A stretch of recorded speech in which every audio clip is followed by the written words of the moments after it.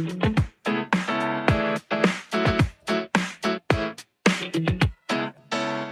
Richard Pyatt. Welcome back to Pest PROspectives. This is the official podcast from the Pest Pros of Michigan. Today, we're talking about zoonotic diseases, one of which is Hantavirus, which has been very much in the news in recent years. Tony Sorrentino is an ace with Pest Pros and joins us today for this discussion. And we have a special guest, Tony. Who is it? He's one of the smartest, most comprehensive pest control wildlife operators that I've ever met in my life. His name is Jay Vincent, and he owns Smart Solutions Wildlife in Atlanta. And Jay? Hey, Tony. Hey, Richard. Thanks for having me. Glad to be here. Well, thank you. We're going to talk about a couple of things in the next couple of episodes with Jay. Naturally, the zoonotic diseases discussion, but also another piece of that, which is the notion of exclusion, which is one of your specialties. Really, both of these are, right? Talk a little bit about your experience, Jay, for a moment. I went to school to be a wildlife biologist and ended up getting an associate's degree in wildlife management and biology, and that was back in the 90s. And then I kind of stepped into the pest control industry in 1999 by answering an ad in the newspaper when we still used to do that kind of thing. Completely different now. And I didn't really know what I was getting into, but that was 27 years ago, and I'm still doing it. And I love it. And so I've had our business now for 19 years. We're heavily involved on both national and state levels with studying both pest control, entomology, wildlife removal. And so we're one of the few companies, at least in the Atlanta area, that is certified for zoonotic disease control. It's a course that's offered by NWCOA, biodecontamination, containment, those sort of things are not really anything you can go take a class on. It's something that we've kind of pulled from the mold industry and from the pest control industry, and we've basically created our own process. When we talk about zoonotic diseases, I'm not looking for a comprehensive list here, but when you hear that zoonotic diseases and you get a call for that, what's the first thoughts about how you're going to handle that come to mind? First thought that comes to mind is empathy with the customer, just because a lot of the times the psychology and the reactive feelings around diseases freaks people out. And so a lot of the times we're doing a lot of emotional damage control, and you really got to love on people and hold their hand through the process. And that's really the people part of it is the most challenging part, not necessarily dealing with the animals and cleaning up the contamination, but just making sure we're comforting everybody. And then of course we're not adding to the fear.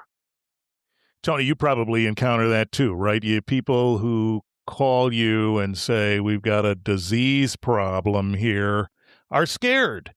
The thing is, people don't usually call in about disease. It's not, it's exposure. It's bat-human interactions where we have a high risk of rabies.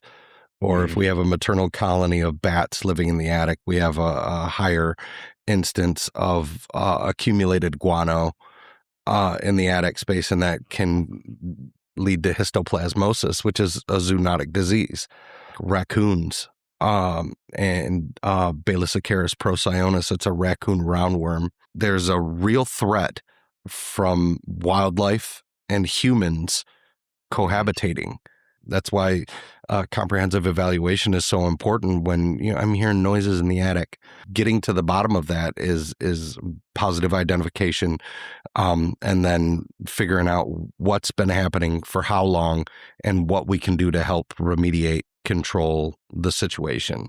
So, Jay, the common thread here in zoonotic diseases is, as Tony said, cohabitating with these beings and the droppings that they leave behind. That's the source. Is that true? It is true. I mean, it's not only fecal matter or droppings, but it's urine, mucus. Okay. And, for instance, we had a client call in yesterday where the raccoons were going to the bathroom on the back porch. right? And candidly, sweeping up the droppings, and one of the worst things you can do when things become airborne and you create inhalation issues or ingestion issues is to sweep. You have to be pretty intense with the way you want to control these particulates. And so depending on the animal, what they carry, that and the type of particulate you're controlling, whether it's fungal, viral, or bacterial, whatever mode of entry that it could, come into contact with the person, there's just certain protocol you had to follow to make sure you do not create a contaminated space in the living space.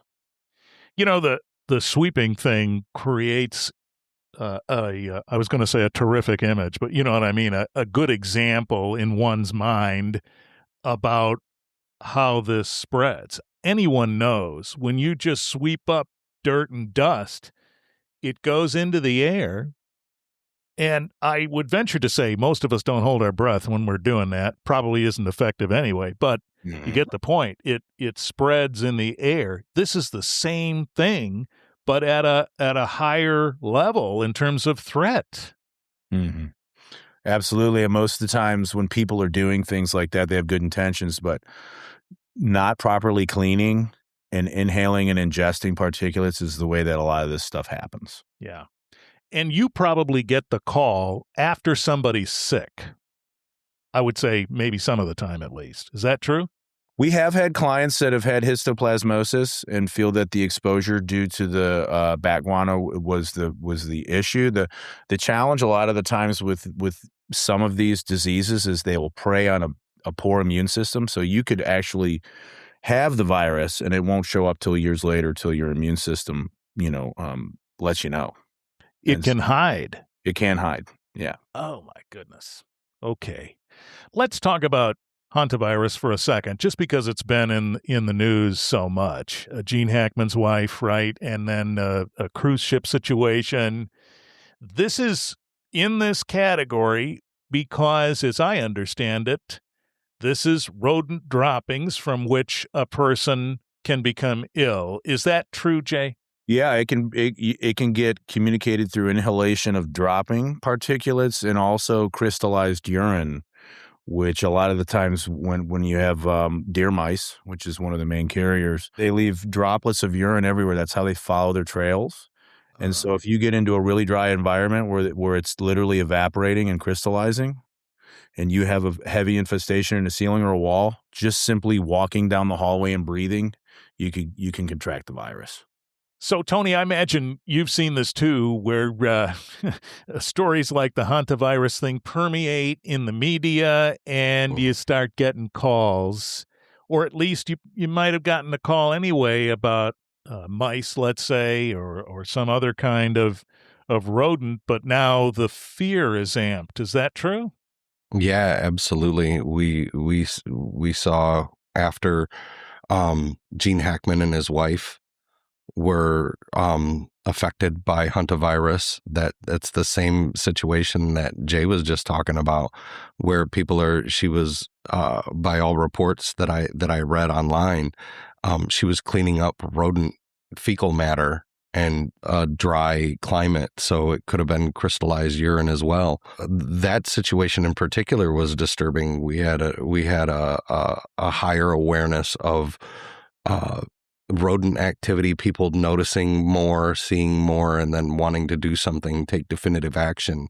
With the cruise ship, I believe that was the Andean strain that was identified, and that one is scary because it can transfer not just from rodent to human, but then in close quarters, it can transfer human to human.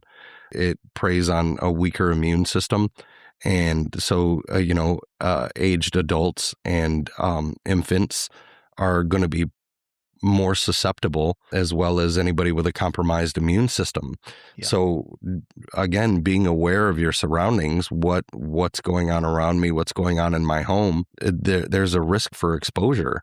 And, again, cleaning that up, I usually will tell my clients to use a bleach and water solution to wet it down before you either shop vac it or sweep it up, so that you're not creating a open health hazard for you and your family.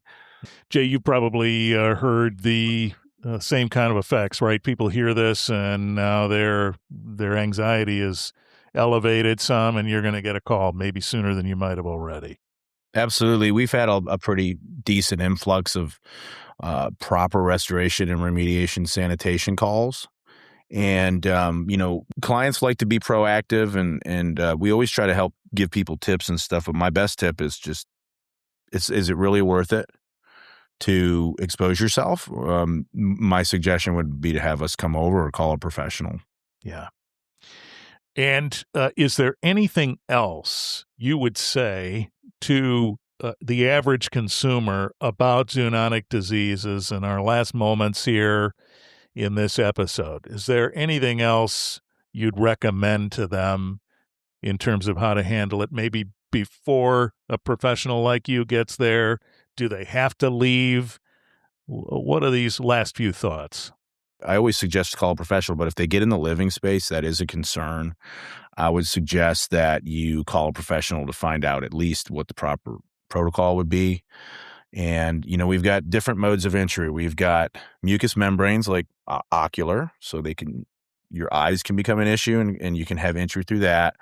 Your mouth, inhalation, ingestion, and the one real big one is microcuts. People don't realize that if you have a small little tiny cut on your finger, even if you're using bleach and something gets in there, that's a pathway for something to get in.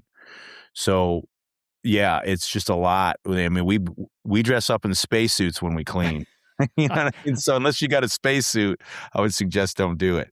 Yeah, I was just about to say masks and gloves, but the whole outfit probably creates the best barrier. It really does. Yeah, and even then, you never know.